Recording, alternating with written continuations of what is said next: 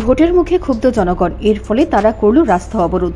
রাস্তা সংস্কারের দাবিতেই পথ অবরোধ করল এলাকাবাসী। চিত্রটা কাকরাবন বিধানসভার কুশামারা এলাকা থেকে আমতলী যাওয়ার রাস্তাকে ঘিরে। এই রাস্তার হাল বড়ই বেহাল দীর্ঘদিন ধরে। লোহার ব্রিজে বড় বড় গর্ত হয়ে গেছে, রীতিমতো অশনি সংকেত এই রাস্তার।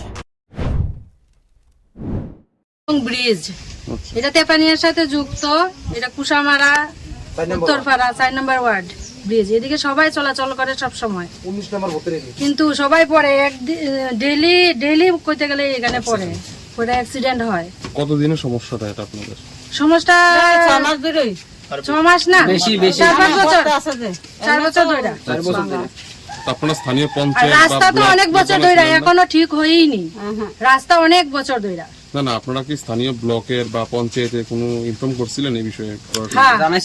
জানানো হয়েছে, কিন্তু তারা কোনো ইয়ে পায় না, প্রতিত্ব পায় না। আপনাদের মূল কি দাবি? আমাদের রাস্তা ঠিক হতো, এরপরে ব্রিজটাও ঠিক হইতো। আমরা স্কুলে কলেজে ফুলাফান্ডে লইয়া যাইতে গিয়েও আমরা কইটা যাই। আজকেও আমি পড়ছি, স্কুটি লইয়া এখানে পড়ছি, তাইলে লইয়া যেতে পারি না। এরপরে কাকরাবন ইয়ে দিয়া ওই কুশামারা রাস্তা দিয়েও যেতে পারি না।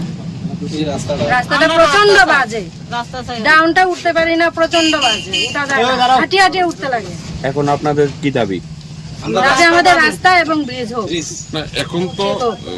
এখন তো পঞ্চায়েত নির্বাচন ইতিমধ্যেই মানে সম্পূর্ণভাবে ঘোষণা দেওয়া হয়েছে। এই দাবি করে এখন কতটুকু আপনারা সেটা করতে পারবেন? সেটা তো তারা করবে। এই পথ দিয়ে প্রতিদিন স্কুলের ছাত্রছাত্রী থেকে সবাই আসা যাওয়া করে। এই ব্রিজে অনেকবার দুর্ঘটনাও ঘটেছে। আগামীতেও প্রচুর দুর্ঘটনা ঘটার সম্ভাবনা রয়েছে বলে অভিমত এলাকাবাসীর। তাই এই সমস্যার দ্রুত সমাধানের জন্য সরকারের কাছে দাবি জানালেন এলাকার মানুষ। না হলে যে কোনো সময় ঘটে যেতে পারে যে কোনো ধরনের বড় দুর্ঘটনা। ত্রিপুরা।